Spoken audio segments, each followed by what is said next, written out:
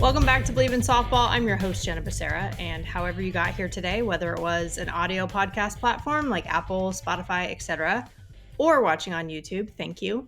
Subscribe and rate the show wherever you get your pods. And you can also follow us on Instagram and Twitter at Bleav in Softball. That's BLEAV. There's merch too. Click the link in our bio on either of those pages or go to shop.bleav.com to purchase. There are 3 different softball shirts available, covering our bases, safer out, and catch you soon. All right, let's go through today's batting order. First, we'll cover our bases. I'll share some updates and callouts. Then we'll head into today's interview with Sharlize Palacios. She's a UCLA Bruin and one of the best catchers in the country. Sister of a friend of the show from season 1, Sashel Palacios. The OGs know. And then we'll end with the foul tip of the week where we share tips to help us get better. All right, let's go. Covering our bases. BetOnline continues to be your number one source for all your basketball wagering needs, including pro and college hoops throughout the year. With up-to-the-minute odds, stats, and trends, you can follow your favorite team's path to the playoffs with in-game live betting, contests, and all the best player props. Experience the world's best wagering platform anytime from your desktop or your mobile devices. Head to BetOnline today to become part of the team, and remember to use promo code Bleav, that's BLEAV, for your 50% welcome bonus on your first deposit. BetOnline, the game starts here. And it doesn't stop here. I'm excited that I'm teaming up with Rip It Sports this season. I actually wore my new Ringer turfs this past weekend, and they'll be making another appearance this weekend. I just love their mission to elevate female athletic performance. They understand that women and girls deserve gear specifically tailored to our needs. Gear that fits right, performs well, and meets our unique demands. Rip It is offering an exclusive 15% discount. Just use the code Jenna15 when you shop at ripit.com. That's JENNA15. This is your chance to experience the same quality gear that helps so many women and girls excel. And like I said, I was wearing some of that new gear in Clearwater this past weekend, and it felt really like, if I had to describe it, if Oklahoma City and a travel ball tournament had a baby. That's what Clearwater felt like. The multiple teams with the multiple fields, and there was sort of a mile that you walked between the 2 different sets of fields, the long days. That part of it felt like travel ball again, in a way. But the caliber of teams and fans felt just like the Women's College World Series. I mean, Nyjah Kennedy said that as well, that's what it reminded her of when we were there. And it was certainly a pitchuation. There was a pitchuation, to say the least. Friend of the show, Amanda Scarborough, actually tweeted about this and how there were more runs scored in the first 2 days of the tournament than ever before by almost 100. I want everyone to keep in mind that a lot of aces graduated, especially for teams who were there. The rain prevented us from seeing how these pitching staffs would respond, but, we have more chances coming up. The other thing I love too, though, is that I saw so many people in person. Some for the first time, too. Sashel Palacios, the timing couldn't be better with this episode that I finally was able to hang with her a little bit. And then Amanda Lorenz and most of the D1 softball team I got to meet in person or see them in person if I already knew them. So it felt like really good team bonding sort of in the grind. And that feeling kind of reminds me of when I played it in a good way. And obviously, loved the exposure on TV and streaming. I was on site, but the fact that we had that was fantastic.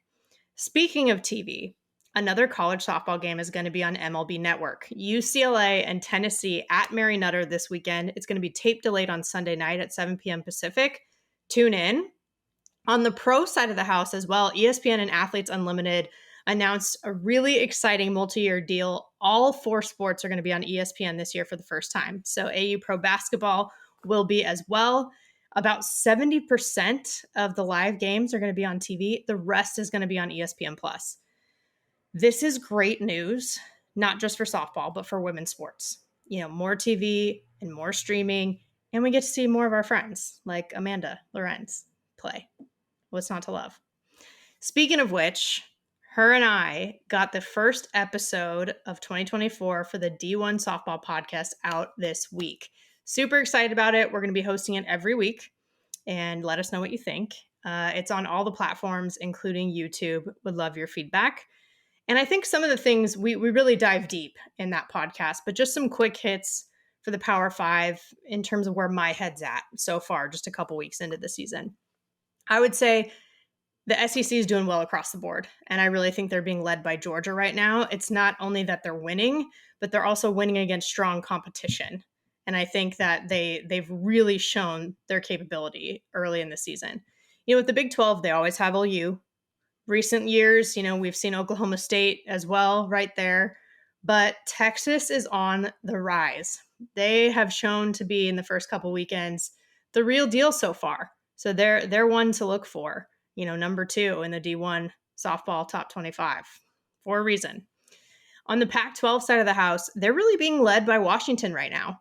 Like UW came out firing the first weekend immediately, and Ruby Malin is feeling good. She's looking good in the circle. And a couple of teams to watch, which have popped into the polls for most of the polls, at least in the top 25, are Arizona and Cal.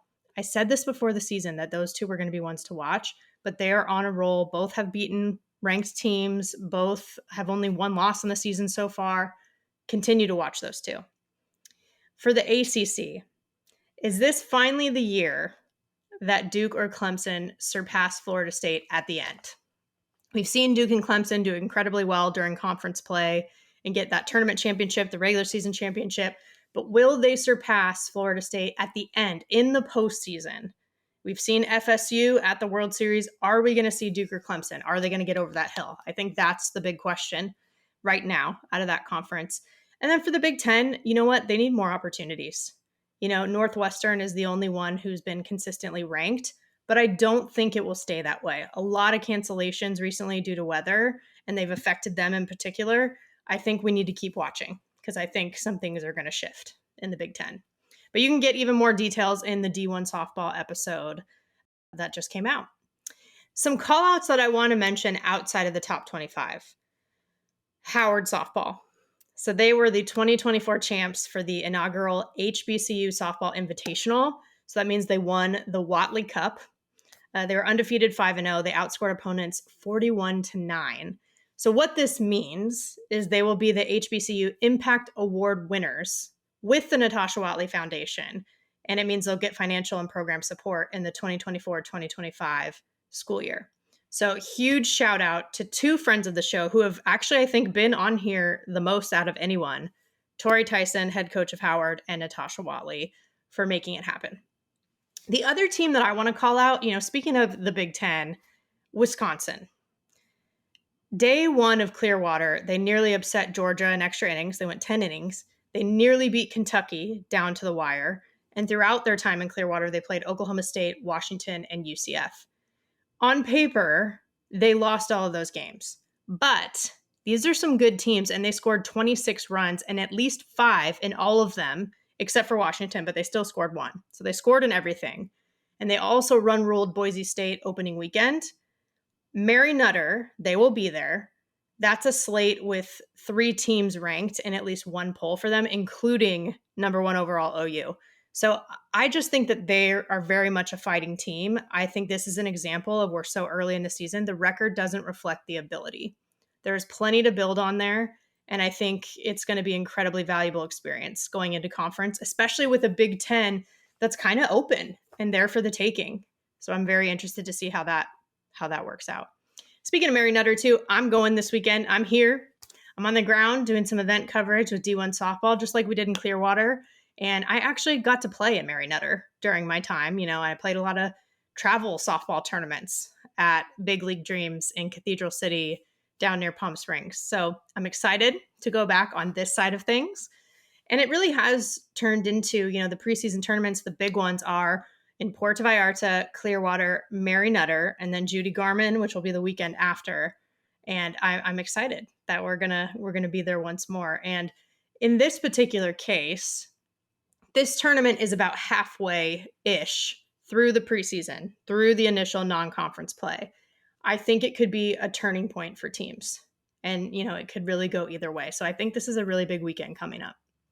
And someone else at Mary Nutter is today's guest. I had a chance to chat with her heading into this season. So let's head into the interview. She is a UCLA Bruin, a 3-time All Pac-12 and All West Region honoree, 2-time Women's College World Series participant, 2022 Canada Cup champion with Team USA, and one of the best catchers in the country, Sharlize Palacios. Sharlize, thanks for joining. I'm so happy about this. Thank you for having me. Super honored to be here and just to be able to chat about some softball. I mean, always the best, right? Like that makes it so it easy. So fun. Yeah. Well, and it's an honor for me, especially because your sister Sashel was one of my really early interviews in the very first season of this show. And that is so awesome. She was awesome. And I feel like the best way to describe her is like she's just like a ride or die, and it's the best. God. Yeah, like the passion just pours out of Sashel, and she's just like so down to earth, awesome human. I mean, I'm her biggest fan, so obviously I'm going to go on and on about her, but she's awesome. So I'm sure you had a great time with her on your interview. Oh yeah, especially because it was back in 2020. So I don't know if she'd say the same, hopefully, but for me, I was like, this is part of what's keeping me sane during all the craziness, was getting to talk to people like her. Yeah, I'm sure she loves doing this stuff and loves just elevating the sport and just talking about it. She was born to be a catcher, born to play. So she loves it. Absolutely. And she went to ASU, as most people know, but for those who don't, but she proudly, I talked to her about this at the time, proudly wore the Arizona A when you were in Tucson. And now she's decked out in UCLA gear. That's real love. It's true love. And I think she was always so ride or die for ASU, but she is even more ride or die for me, and she's just my biggest fan. So wherever I go, I have my little posse behind me, my family, my core 4, and then my grandpa too. He's been tagging along and stuff. But yeah, Sashel is for sure always in UCLA Palacios gear. Always. I mean, I respect it. It's so like it takes, again, a lot of love to be able to do that. But you're both catchers, right? Like you said, she was born to be a catcher. I feel like I've seen the same thing in you and watching you play. And I just want to know how that was growing up, though, that you are both catchers. Sometimes sisters are both pitchers, but both catchers is a little different. Yeah, it's funny you bring that up because actually my dad was a catcher. He got drafted, and he was just always about baseball and softball. So when he had 2 little girls and then my little brother too, we're a family full of catchers. So all 3 of us were catchers, and I had the best coaches. I had my dad and my sister. So it was kind of easy at first. When my sister was in it, I was like, I want to do everything but softball. But I would play DS, and I was like such a video game girl, loved animals. But then I finally got into it, and I was like, this is kind of fun. I kind of like this, and just being in the gear. And I just always looked up to Sashel and my dad. So it was kind of easy for me to just navigate my way through catching. I remember Sashel mentioning when I talked to her too, that your dad always used to tell her, and I'm assuming you tell me, to be the Chispa. Like when it comes to... Oh my gosh, that's crazy that you bring that up. That literally gave me chills. Yeah. Being a Chispa, it's like a little spark in Spanish. So he always wanted us to be a spark behind the plate and be a spark like just for the team, for the game. It's like being a quarterback, but bigger than that, if that makes sense. And yeah, that's like our little thing is be a Chispa. I like have it all over my gear. I like to put little lightning bolts on things because it's like be a spark. I love that you have it on your gear. I used to do that too, like write some things, like motivational stuff. Now it's like I feel like you all get custom everything. So you have embroidery and everything. But yeah. Yeah, no, it's so cool. I just little messages to remind me that my family's right there with me, even though they're literally always in the stands. Like it's not like they're never not with me. They follow me my dad went to Arkansas by himself. He was the only one that could go, but he does not miss a game. Sashel and my dad are just like, they fly out all the time. They're the crew. They always are with me. Man, family's the best. It really is. Oh my gosh, yeah. And you're right, literally followed you, because even on Team Mexico's tour before the Olympics, like you and Sashel caught against each other in Tucson. Is that kind of like the dream? Like, does it get better than that? It honestly doesn't. It was the most surreal moment. I remember I was catching. She came up to bat first. That's just how it worked out. And I literally wanted to reach out and grab her leg.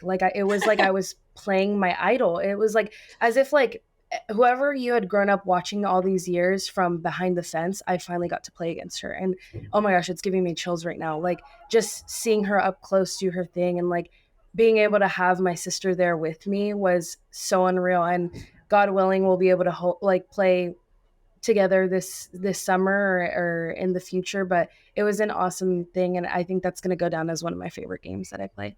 How could it not? I mean, it was so fun to even just watch from the outside, you can't help It was but root for amazing. that kind of thing. Yeah, absolutely. And the cool thing too, in addition to everything we've already said, is I had asked her at the time, or essentially like insinuated, like, oh wow, Charlize must really look up to you, and she's like, well, you'd have to ask her. And obviously that was way back then, a few years ago. So now I'm like, well, for the record, I get to ask you. And it Oh seems clear. yeah. Yeah. It's crystal clear that she's my one, and she's always been there for me, and she is my idol. She is my female athlete that I always look up to. Amazing. Amazing. Another thing that she and I talked about too that I can relate to is just Latina representation. Like I'm Latina. I'm my dad's side, I'm Spanish and Mexican. And so we talked a little bit about that, and I've seen you kind of during Hispanic Heritage Month, you gave credit to your grandparents, for example, for being where you are today. And I feel like family, it's big in softball, but it's really big in our culture as well. And I can see that with you guys. Yeah, I would like to talk to that. I think in Hispanic culture, family is the core, and your culture pours through your family, and that's one thing that my parents. I'm really blessed that they taught us the lessons of having our family be close and being our biggest supporters. But it ultimately trickled down from my grandparents. They did everything for our family. They immigrated here. And on both sides, and they just wanted to make a better opportunity for my family, and they've done it. They've been able to send almost all their grandkids on from my family to college. My little brother, he's applying right now, so we're all on that journey to just make a better life here. And it all started from them making sacrifices that maybe didn't let them chase their dreams but allowed us to. And is your generation of the family first gen My college? mom actually went to college. So my mom, Amazing. she went to college and she was able to be first gen, but we are probably second gen, and Yeah. we all just wanted to pursue it. And our parents made it a point. We will make sure you guys make it to college. So they have always pushed us to just chase our dreams and be hard workers. And I'm so glad that I got that trait from both of them, the work ethic and the passion. It's a big deal. It's a big deal. I was a first generation student athlete, college graduate in my family, and exactly what you're talking about. Like each generation works hard to make the next one even better. My grandparents, like, I don't know if they even officially finished high school, and then my parents, they did. My mom went to trade school, dad did some college, but didn't do the 4-year degree situation. And then I was the first one. But in some ways, it's weird. It's like you don't have maybe as much information as others would if they have generations and generations of people who have gone to college, but you have like almost more of a different kind of support, if that makes sense. Did you experience Yeah. that too as a second gen? Yeah, I completely agree. I think both my parents didn't really have people to navigate that for them, and my parents did their best at trying to navigate it for us. But it is that support. It's that unconditional love and constant push to be like, you got this, you can do this. And I think it's the stories that my dad tells me about when he was younger, and he didn't have the best upbringing of like they had so much money, but they had a lot of love. And that's all that my dad always ever tells me. He's like, we didn't have a lot, but we had love. And in that little house that they grew up in, they just had so much care for one another. And he grew up with a bunch of siblings, and my mom, same thing. She would tell me, she's like, my parents couldn't do much, but they did what they could for us. And that's something that really speaks volumes through my life. And I try to live my happiest life because I know that's what they wanted to provide to me. I think it's cool too when people find a little bit of that culture when they go on their own paths too. Like someone else that we've obviously all looked up to, especially with Latina representation, is Lisa Fernandez, right? And then like here you are in the bullpen with her, for example, and Yeah. you found your family with the Bruins. So how does that translate to? Do you think from your actual core family to okay, this is my family on the field? Um, so through recruiting, once I had transferred out of Arizona, I was looking for somewhere closer to home, but also somewhere where I could feel that family atmosphere because I've I've grown up with such a close-knit family in my own household. So I wanted to find a family. And instantly when I got here, Coach I and Lisa embraced me in a hug, made me feel at home, and they brought that family atmosphere. And I know that Lisa comes from a Latino background, and just she she exudes what I've always learned of being a hard worker. She is the hardest worker that I've ever known, and she has always pushed us to just be very meticulous and have attention to detail. But she also is the first one to give you a hug and ask you how you're doing. And I know that whenever anything goes off of the softball field, she's the first to text me, "Hey, how are you doing?" And it's just that want to turn people into family. She turns anyone she meets into family. And it's just that instant connection that I found with Coach Lisa as well, that she's a little teddy bear. I know she seems like she'd be like a scary coach, but no, she's the best coach that has the most knowledge. And I always gravitate towards her to just be able to learn more and just pick her brain. I mean, we have Lisa Fernandez here as a coach. Like, who wouldn't want to pick Coach Lisa's brain? But she also, at the same time, like, I'm able to just go give her a hug before practice even starts, and she'll ask me how I'm doing. I mean, what it was a few days ago, I was like, "Coach Lisa, guess what? Like, I did a pull up with a yellow plate." She got so excited, and I was like, I wasn't even that excited, but now you're making me excited. She just embraces you so much and uplifts you, and she just wants the best for all of us, and she's just so caring. And that reminds me a lot of my family, and that's why she has become so close-knit as family, and I can call them all my people. That's so important for people to know, because I've had Kelly I and Lisa both on the show, and they were both amazing as expected. But I remember asking Lisa, I was like, people have described you as intense. Like, what are your thoughts on that? And she obviously is as a competitor, but like, she's a human too. We talk about that in terms of the athletes. Like, these are student athletes, these are people. It's the same with the coaches, even the legends. Mm-hmm. Yeah, and Coach Lisa is a down-to-earth, amazing person. And we've taken a bunch of personality tests, and it's like told us like, oh, she's a little more analytical. And I was like, I could see that, but Coach Lisa, you're still super emotional. Like, you love to just uplift us and like love on us. And we're all her girls. Like, she has two amazing boys that love her, but she has a bunch of 24 daughters this year. So she has a bunch of us, and she just embraces us a lot. And she was an amazing competitor and an amazing coach that she gets down to competition and she loves it. But at the same time, we get into our team room and we get into like the dugout, and she'll be the first to come and give us an embrace. I saw her the other day, I think, throwing BP to her son. And I was like, I mean, mom of the year.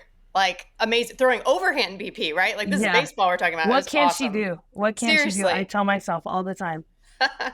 I know. I asked her too. I was like, what do you think about them always calling you the GOAT and like kind of like, always referencing that? She's like, it's fine. But like, I'm Coach Lisa now, or whatever. But I'm like, you got to get used to it. I mean, she's used to it by now, I'm sure. No. And last year she would come at 6 a.m. weights in the fall and work out like on the assault bike. And the assault bike is no joke. Like, that is powered by blood, sweat, and your soul. Like, that assault bike is no joke. And she would be on it for the entire time we were lifting. And I was just like, goat behavior. Like, that is just goat behavior right there. But at the same time, we're like, that's just Coach Lisa. Like, that's just how she is. She's built so different, and she's just like, she's amazing. Like, it's really inspiring to have someone like that believing in you. The best is believing in you. And I think that's what gives us so much confidence. Like, we look over to first base when she's coaching there, and she has the most support and belief for all of us. Yeah. Same hairstyle that she's always had too. But like, yes, the classic bun that she's always rocked. It's great. It's the cutest thing. We love it. We love it. I always compliment her hair when it's curly, and she's like, really? Like, yes, it looks so good. Like, she's just the cutest thing ever. You're right about the belief though, too. That stood out a lot when I talked to her too. And just even watching you all compete, one of my favorite things that she said was, she was like, if someone tells me I can't do something, chances are it's going to occur, because she's just like, that's the type of person she is. And I love seeing that rub off on all of you. Yeah, she's amazing at just giving advice and motivating, and almost just reframing things, rather than, if I can't do it, I will do it. Like, yeah. She has always just been a believer like that. She's always sending us quotes and things on Instagram or anything that she sees that is just reminds her of just wanting to win and that grit. And she instills a lot of fire in us, and I think it helps with like empowering young women. They all do a really good job, all coaches in their different ways, but Coach Lisa does a really good job of empowering us to feel our best when we're going to play. And she motivates us all in a way that we can see the success that she's had, but also just sending us little things to like remind us like, hey, you got this. Like today's your day to win, you know? Yeah. Yeah. It's one of the things that makes the Bruin bubble special. And I might have graduated from Stanford, but I can say that now because I've talked to so many of you, including like your teammate, Megan Faramo. Rachel Garcia has been on the show, Natasha Watley, Dot Richardson, Stacey Newman, Amanda Freed. Like there are so many people, and it's just become crystal clear to me how special that is. And now, you know, you've competed against the bubble. Now you've been in the bubble now. You're in it. Safe to say, I'm assuming you prefer being in it. You know, I love the bubble. Like I'm just like, this is an amazing place to be. It's so much love and support in this bubble, but also a lot of greats. Like you brought up Tosh, you brought up Megs, you brought up Rachel. Like everyone that you see here is great. And it's an amazing thing to be a part of because you are who you surround yourself with. And I think that's the biggest thing is like the bubble is so tight, but yet it's so big and it's so full of empowered, strong women and even just the alumni that support us. It's like it's such an amazing thing that you never want to leave it. And it shows here at UCLA. We have people come down all the time and just want to see practice or just say hey to Coach I. And it's the best feeling. It's a home. It's a home here. Oh, and you definitely see the bubble at the Women's College World Series. It's like they're loud. They're loud. Yeah, can't miss them every single time. Every time. There may be few, but they're loud. They're rowdy. Oh yeah. And I know like, hey, that's the goal, right? You're trying to get back there this year. You know, The end of last season was not necessarily what you all hoped for, obviously, and had worked towards. And I know you had, you know, your injury and you didn't even get to like see the rest of the season through. So coming into this season and now competing with a new team, new year, new team, is the mindset, do you think about like, oh, we're extra hungry because of last year, or are you totally clean slate with 2024? I think it's a good mixture. I think last year things happen in sports. Sports are never guaranteed, and I think that's the beauty of it. You never know who's really going to win. You never know. So we came into this year wiping the slate clean, but we understood that it happened. And I think our biggest motto this year and our mindset is to level up. And we've been surrounding around that. We've been leveling up in all different ways in our mentality, in our physicality, and everything that pertains to the sport. And I think we're really honing in on that. And it's been a big fuel for us. And we remember how it tastes, how it feels, and just wanting to get back on the field. But I think rather than allowing it to bring us down, we're allowing it to level us up. Now it makes sense. Well, it made sense anyways, but even more sense that Lisa's like hyped that you leveled up and had a heavier plate for your pull-ups. I mean, leveling up, it makes sense. Exactly, level up. Even the little things. So it's true. It's true. Yeah, it is true. So how would you describe kind of, you did it a little bit, but even more so like the vibe within the team this year? I mean, especially from a bullpen perspective, you know, obviously Megan was fantastic. Brooke Yanez was fantastic. And you still have some other great pitchers as well, but it's a new year again. So what do you think the vibe is like now? Yeah, I've been fortunate enough to work with some pretty awesome pitchers. Like you mentioned, Meg, Brooke, the pitching staff last year was amazing, but this year they have a little edge to them, and I like it. And I really enjoyed what I've been able to see through this entire bullpen. Although they're young, they're feisty and they go for it, and they're very coachable. They're super excited to get out there and just show what they have to the world. And I'm excited to be there to help guide them and just be a voice of reason, but also their biggest support system and their fan, and just help them with whatever I can. I think this year, what my main focus is to just help them navigate these feelings of that they have since they're so young. And I think also navigate the process of going through games, going through a lengthy season, and just trying to aid them throughout their career and have them have a good start to their career, but also take them to OKC. I want them to feel it this year. I want them to make sure that they have that stage that I've been able to experience twice. It's a beautiful thing, and it's where the best softball is played. And I think that our pitching staff and this team deserves to be there. So I'm going to do anything in my power to be able to help them get there. Spoken like a true catcher. Like this is you just described, I feel like the art of being an elite catcher for elite pitchers. And it's such an art though. I feel like catchers just don't get enough love. Like I feel like you don't get enough love. I feel like catchers in general don't get enough love because it's so crucial to what you all do. Yeah, I think of me and Coach I, we relate on like so many levels. We took this personality test. We are like hitting on all cylinders the same. We're both Capricorns. We're both catchers. Like we found one in one another. Like we are just identical. It's actually crazy. But we just love to give to our people. And I think that's like one of the biggest things. I don't think I could have been any other position because I do love to give a lot of myself to my teammates, and catching's perfect for it. And I love working with pitchers. I love pitching is such a hard job. It's so hard. And I love to just be there to try to lend a hand wherever I can. And catching is awesome. I mean, it's National Catchers Day. So shout out to all the catchers. We have our day.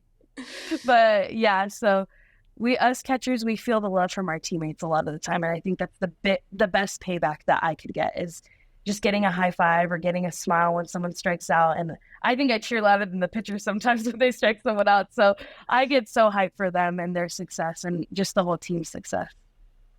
I love when I see catchers get like so pumped for the pitchers though. And vice versa. Like sometimes like you guys might have a fantastic block or like an excellent frame or something and the pitchers are like fired up because of something you did. Even if maybe people on the outside don't notice it quite as much, they know what you did. Like you said, your teammates know exactly the value that you bring. It's so funny because I think when I throw someone out or make a play at the plate or just like block a ball, I like feel the love so much and they're like, yes, Shar, like that was awesome. And I'm just kind of like, that was cool, but like next play, like we got this guy, like almost it's just like almost like it just how the game goes. And I'm like, oh yeah, I was supposed to do that. But my teammates do a really good job of like uplifting me and just this team is amazing. I wish that everyone could feel the vibe that we all feel every single day from one another because we have a really good cohesive group that cares for each other but also pushes each other. And I think that's a really good balance between teammates. I feel like a key part of this too is to like cancel out all the external noise, right? Like some of what we've touched on really comes back to that a little bit. And catchers are leaders. Like you guys are a big part of that, especially with pitchers, but really with the whole team.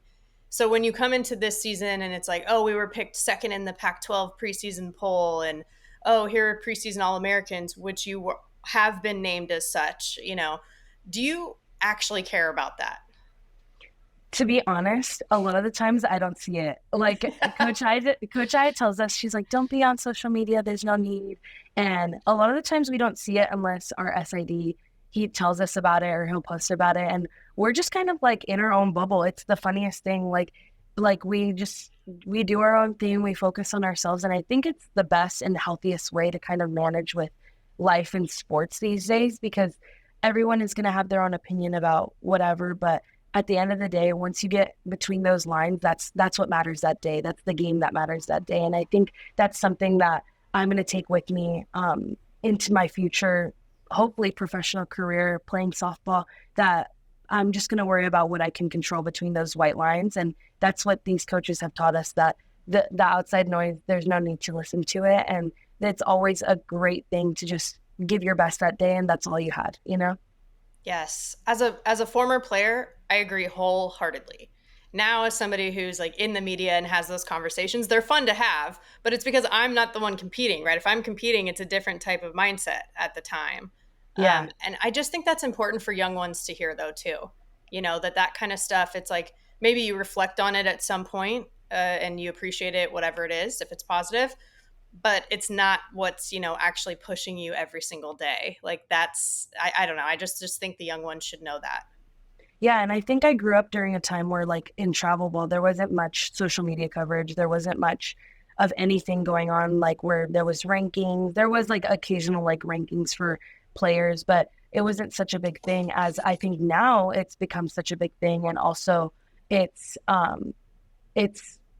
very magnified on the collegiate stage. So I think that it's kind of a different vibe for me to have all these rankings, have all these things that different like people and different organizations kind of do. But I think it's important for those rankings to happen because it keeps people interested. But as a player, I think it's the most important to just give your best every single day and not play mind into anything in the social media, and just play the game that you love. And there's no rankings for how much you love the game. So I think that's the biggest thing. It's like, as a player, as an athlete, just enjoy the game and play it with all your heart. I love that. There are no rankings for how much you love the game. That is so true. It's so true. I mean, it's like, yeah, you can be selective and maybe be like, cool, like we've got a little confidence. Great. But for the most part, yeah, I totally agree. And I love to see that. And with you all, because you do have much more on your plate than we did. And I'm aging myself by saying that, but whatever. It's true. It's true. There's a lot going on these days. Yeah, no, there's a lot going on with social media, everything. And it's even just being a student athlete, there's a lot going on. And I think that's why the message from Coach I, Coach Lisa, and Coach Kirk about always just staying true and not paying mind to anything outside of our bubble. It's helped us a lot, and it's kept us in a really good spot, just being able to focus on ourselves. Well, and I've kind of mentioned this in the context of when there are good things in the media, right? Like, oh, these preseason awards and things like that. But when there's failure, that's important too, right? Like that, like when we talk about don't get too high or too low, it's like, what does that actually mean to you, right? Because it makes sense to us, but for someone to actually apply it, if they want to play softball and if they're dreaming big, like what does that actually mean in your experience?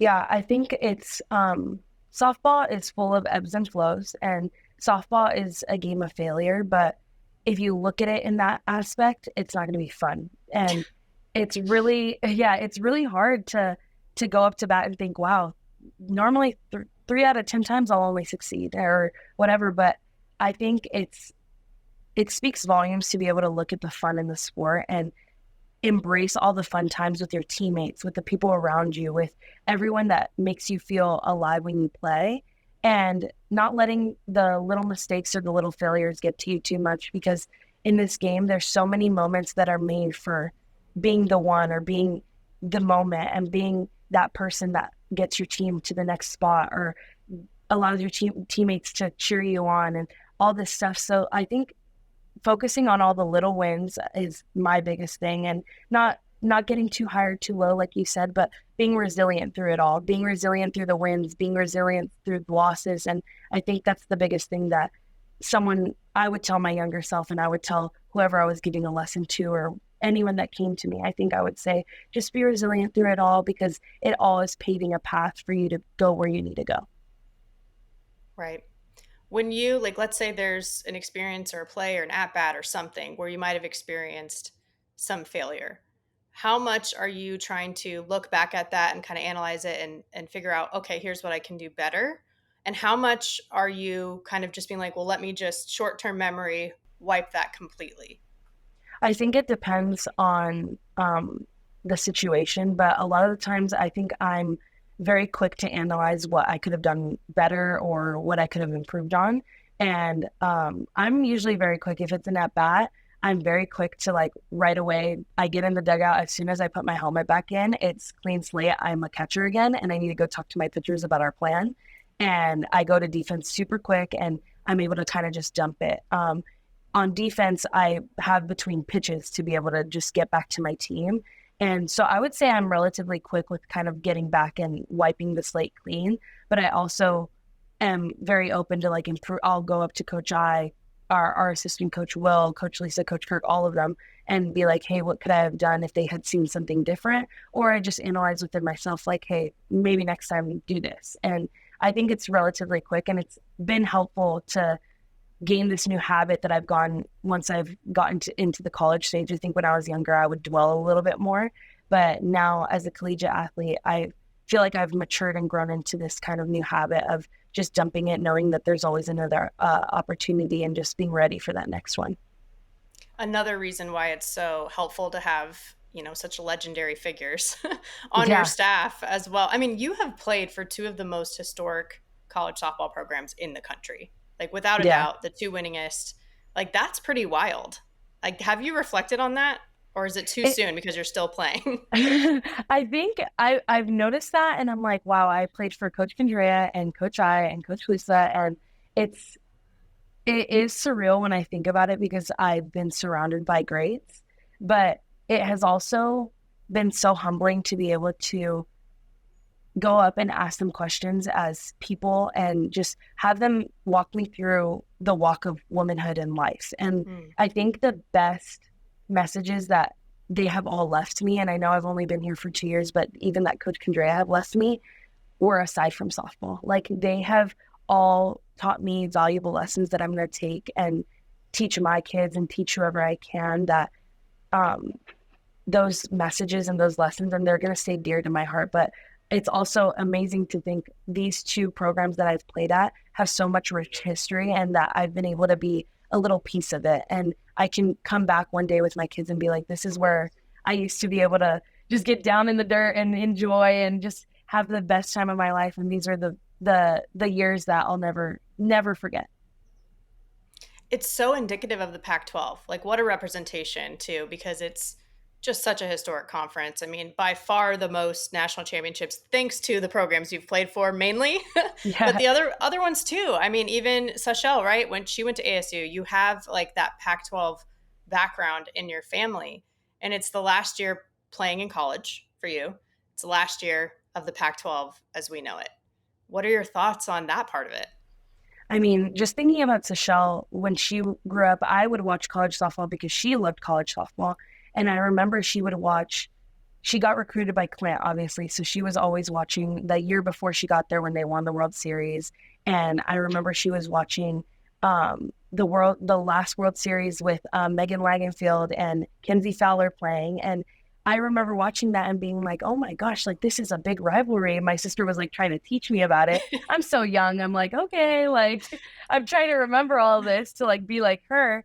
But I remember she watched it and she just loved like the pre-hype song. She actually made it her walk-up song for her senior year because it had that big of an impact on her. And just the impact that Pac-12 softball, I don't think a lot of people realize that it had on young girls because it is the Conference of Champions. It is where softball had blossomed and grown and just really made a lot of softball players love the sport. They watch these teams in the World Series, and playing in the Conference of Champions and even playing for the last year in it is going to be an amazing thing. I'm going to enjoy every single series that we go to play at and that comes to play here because it's not going to be the same anymore. And it's going to be something very surreal playing in the Pac-12 tournament this last year, and it's going to be at Stanford. And I think it's a beautiful place to finish it. And I'm just really, really blessed and grateful that I'm going to be able to play my last year in the last Pac-12 tournament. And it's just going to be an amazing ride. And I think we need to pay the ode to an amazing conference. I agree. And I will be there. So I'm going to see you there no matter what, if Yes, I don't see you yes. sooner. But it's going to be great. I agree with you on that. And I think there are so many alums that feel very similarly. Do you think it gives you a little more motivation, a little bit more pressure, or is it purely like just gratitude? I think it's a lot of gratitude. I see all the players that come before us and I see all the players that are coming in and I'm thinking about how softball has evolved so much and the people in front of us and even us we're inspiring the people that are coming after us. And softball is going to be around for a very long time, but I think this is a very special moment in time that we just get to celebrate the Conference of Champions and just being a Pac-12 athlete. And even just seeing the patch sometimes, I'm like, yeah, the Pac-12, like I play in the Pac-12. That is so cool. And I think it's awesome. And just having a bunch of people, I think the series are going to be crazy. I think there's going to be a lot of people coming to watch those. And I think the Pac-12 tournament is going to be insane. And it's going to be a really fun time that we're all going to be able to enjoy and just come together for one last time and one last go around and just send the Pac-12 off with a bang. I agree with you on the patch too. That's why I wore this for you today from last Yes, I year from love the that. I first love one. that. I was like, you know what? This is the time to do it with Sharlize. Yeah, we have to do it. We have to represent the pack and just be like, we got to back the pack, you know? Yeah, it's true. It's so true. But what's cool too with you, as you've mentioned it earlier, like you envision a future career in softball beyond just college. And obviously your sister's done that, playing internationally, playing for Athletes Unlimited. Like she's done a lot of those things. What do you hope you get to do in your path? I mean, God willing, I would love to continue to play with USA. The knowledge that I've learned from USA and the coaches and even just the players. And I know a lot of them through Sashel. Like a lot of them are always like, little Sash or Shar. They just know me through Sashel because Sashel's just the sweetest little thing like off the field and she's feisty on the field. But they just love her. So I've been super blessed that I've been able to know a lot of these players. But to be able to learn from them on the field, I think I've improved my game the most Hmm. being with USA because they teach you everything that you need to know and you just have so much knowledge surrounding you. I mean, here at college, I'm a senior, but when I go with USA, I'm like a baby. And it's like, it's the funniest thing because I'm like, oh my gosh, like I get to learn from Haley McClinney, or I even get to catch Ali Carta, who is a great here. And I remember I was in Japan with her and Canada. She was in at all of them. And I remember we were just talking and she's like, are you excited to go to UCLA? And I was like, kind of looking at her. I was like, yeah, like I was so nervous, but she came here, played the same as me and is now on that journey. So USA, God willing, I'd be able to continue to play with them and just continue to learn with them. And hopefully, fingers crossed, I'll be able to play with my sister at some point and just be able to share some moments with her before she just calls it. She's had an amazing career. And I think I want to be a part of just the last little chapter that she has of it. And I think that's what my heart desires to do. And if opportunities arise of me playing internationally or playing outside of the United States, I would be more than happy to get those opportunities because I just want to continue to play as long as my body is able. Yeah. That's really what we want to, is to have that opportunity for women and young girls to dream about that. And I think it's so cool, by the way, that like you've represented Team USA, Seychelle has represented Team Mexico. Like what a cool just overall representation of your family. Like that's awesome. It's crazy because my dad's side, my grandparents were actually able to see her go play in Veracruz, Mexico, and they were full with so much pride to just see those letters across like behind her back and just being able to see her, but also just being able to play for USA has given me so much happiness because I'm able to represent my country that I love and that gives us this opportunity to play.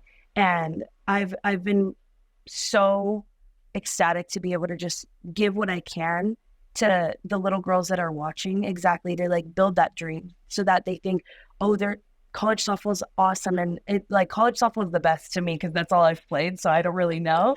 But also to like keep that dream of like, yes, I want to be an Olympian. Like little girls need to dream to be an Olympic softball player. I think that's something that grew with Sashel and she accomplished it. She's an Olympian. And um I thank God every day that he gave her that opportunity. But there's pictures of her, even with Coach Lisa, when she watched them all play and she was just like, she had like this little visor. It's so cute that I need to like show you the picture because Sashel is like the cutest baby. Like she's just like, you just want to squeeze her, but she has pictures with all these girls that she dreamed of being and she became that. And I think it's a beautiful thing to come full circle, but also to just inspire young girls for that dream too.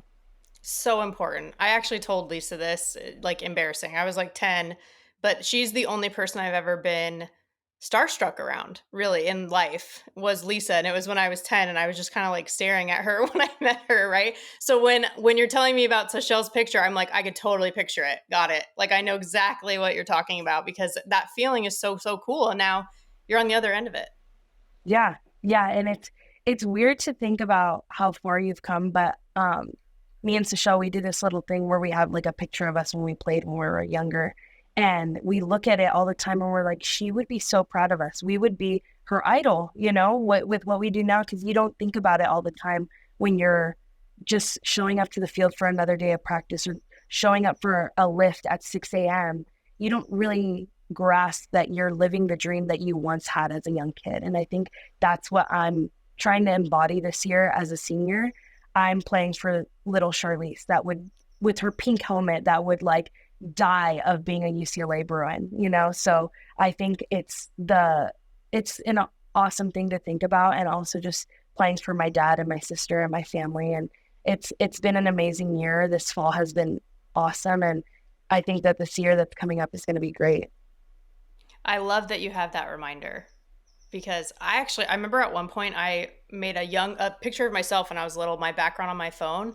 And I've since changed it because I was like, is that weird? It's like myself, but it was the same concept as what you're saying. Like, it was like to remind myself of like, oh, this is what this little girl was dreaming about, or like do it for her. All the things that you said, maybe in a different capacity now, right? Like you're on the field, but I'm covering the sport and trying to help it grow in a different way.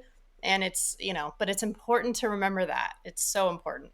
And both are so impactful. Like you growing the sport and me growing the sport at all capacities, we're just continuing to make softball big. And I think that's what every softball player's dream is. We want softball to be the biggest sport covered in any capacity. I think that's what all of our dreams are, that in generations to come, we'll be able to see like, wow, like we had a little piece of it. So in any way, it's super impactful. And I think the game has grown since we've had those little pictures of us. So I think it's an amazing thing to see. You nailed it. Like, absolutely. 100%. And I feel you mentioned it about Sashel, like the passion pours out of her. I feel that from you too. So I don't know if it's hereditary or if you're both, if it's just, this is how life ended up, but it's awesome.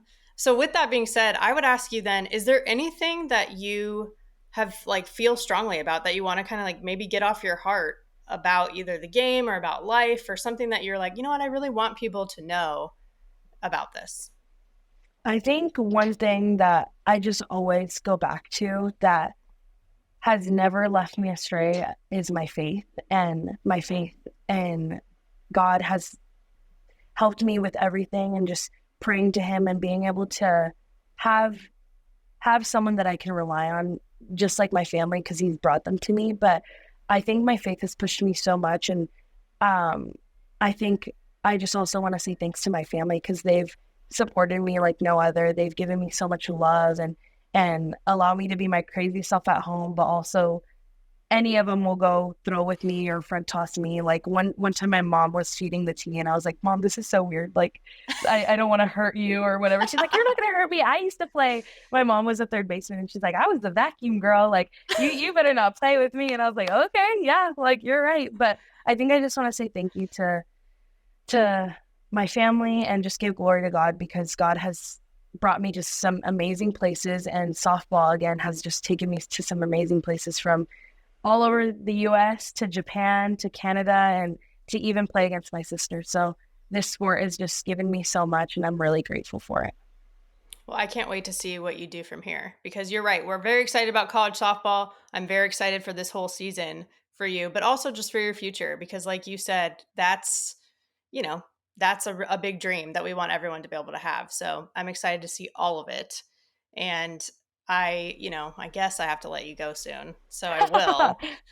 But before that, I play a game with everybody to wrap up that comes on the show. I think Sharlize might have been one of the first people I did this with, actually. Or sorry, Sashel. See, that probably happens It's all okay. the time. My Is dad that does annoying? it all the time. My dad does it all the time. I'm used to it. He's like, Sashel. And I'm like, Sashel, like, answer him. And he's like, Charlize, I mean.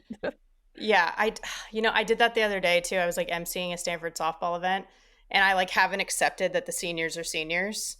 So I like referred to one of the sophomores as a senior, and it's just a mess.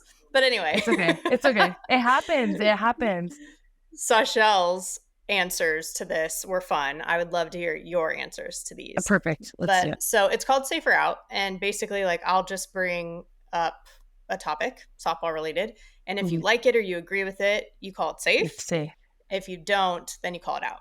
Okay, cool. Love it. Okay. First one is knee savers for catchers. Out. Out, out, out, I out. love your like disgusted look that you had too. Out, out. I mean, they probably do help your knees a lot, but just the aesthetic, it needs to be out. I don't know if I've had a catcher come on here and be like, "Oh, safe, yeah, totally." Ever. Now that I think It's just a about it. catcher thing. It's just a catcher thing. Like all catchers know. If you know, you know. Yeah. Yeah. That's so funny. Okay, I kind of figured. So that was a good first one. Yeah, that was. All right, next one is all the conference realignments. Safe or out? Can we get the booth, you know? Just get can we call for our challenge? Yeah. Oh my gosh, that one's hard. I think I'm gonna say, ooh, that's a bang bang play, but I'm gonna say safe because it's cool that everyone's kind of changing it up. These girls are gonna be able to visit new places. I think that's what I'm most excited for. These girls are gonna be able to go all across the country, and I think it's gonna be a good thing for at least our school. We're gonna get a lot more coverage, which I think it can't be a bad thing. Yeah. Okay. Fair enough. Fair enough. We'll be watching it rather than participating in a lot of it too. So Yeah, yeah, that makes it less complicated for us. right. Cool. Okay. The last one is bat flips. Safe or out? Ooh, I love watching bat flips. I don't think I could ever do a bat flip, so I'll say safe for watching them. For me to do them, I think out, but watching them is pretty cool. Like baseball and softball, I love a good bat flip. Like that just fires me up. But I don't know if it's just me, but my reaction when I hit the ball is to run. Like I am out of there. Yeah. Like I am, as even sometimes my teammates are like, sure, like jog a little. I'm like, I don't know. I think it's my adrenaline. I am hype. Like I am sprinting these bases. I'm trying to beat my teammates out there. But yeah, like I don't think I've ever been able to like really pimp it on a home run. Like maybe one day I'll be able to pimp it, but my initial reaction is like, get going, Shark. Come on, like you gotta get to third base. You gotta get to home plate. Get around there. But I'm gonna say safe. What if it's the other team? Like if it's you and your pitcher working hard, you get beat on a pitch, someone hits a home run, and then it's out. Okay. Then it's Just to clarify. Oh, no, get out of there. Fair enough. That's fair enough. Well, thank you again, Sharlize. This was so fun. I'm so glad we got to do this. I had a great time. Excited to. Good. I'm glad. That's the point, right? Like, is to have fun talking ball. But I'm excited to see the rest of the season and all that you do. Yes, excited to see you. Hopefully sooner than Stanford. But if I just get to give you a hug at Stanford, that'd be awesome for me. But well, actually, the series too, because y'all are coming up here, right? Yes. So yeah. Very okay. True. Okay. Very true. Yeah, 2 times definitely. In Stanford. Yeah. 2 times in Palo Alto. That'll be nice. It's beautiful out there. Good weather, at least, right? Yeah, exactly. Yes. Thank you so much. It's really been an awesome time, and I'm so happy that you chose me to get on your show and just be able to just talk it up. Love talking softball. Of course. And shout out to Vinny, too. You mentioned, like, your SID earlier. Vinny. He's cream of the crop, that one. Vinny is amazing. Vinny's awesome, so. I loved having Sharlize on. 4 years later, I can finally say that we have had both Palacios sisters on the show. And it's really cool because, you know, there's the softball family, there's the Bleav family, and then there's actual family. And it's the family within the softball family that's really cool to interact with. So with that, let's transition to the foul tip of the week. This week's foul tip is about creating your own energy. We talk a lot about just in life how environments you put yourself in matter. And it's very true. You know, the people you surround yourself with, a clean living space around you, all of those things affect you. And those are influential and can create a certain vibe in your life. But everyone comes across a time where maybe the environment isn't ideal because you can't always control that. And that's when we need to reach internally to make it better. And what I mean by this is, you know those games where a team just seems flat, like the energy is just low, there's not a ton of urgency, and they're just kind of going through the motions? It usually doesn't lead to great outcomes. I have seen a lot of teams lose when they're like that, and I've experienced it myself. I think that's an example of a time where we got to dig deep to get out of that funk. Even if we're not feeling it 100% that day, it starts within us. Because you know those games too, on the other side of things, where a team just comes in hot. They have high energy, loud cheering. They just don't take a pitch off, even if they're the quote unquote underdog in the situation. I've also seen and experienced more winning in those situations, or at least more competing. And those teams are creating that energy for themselves and for each other because it is contagious. Either way, whether it's turning the energy up or bringing it down, sometimes all it takes is one person to flip that switch in either direction. So when we choose to flip it in the positive direction, we are taking more control because we can't control the outcomes, but we can definitely control our approach. And this is something that is definitely not just in softball, but really in anything. You either make a situation better or you make it worse. You know, what's more productive? What's more helpful? What's more enjoyable? It's pretty clear. So that's it. Create your own energy. That's the foul tip of the week. You've been listening to Bleav in Softball, part of Bleav Network and presented by Bet Online. The show is available anywhere you get your podcasts, wherever you listen, including Bleav.com and YouTube too. Subscribe to the show, rate the show, and if you liked it, write a review for it. Again, follow us on Twitter and Instagram at Bleav in Softball. That's BLEAV. You can reach out to me personally on Twitter at Jenna Becerra01 and Instagram at Jenna Becerra as well. As always, thank you for tuning in and catch you soon.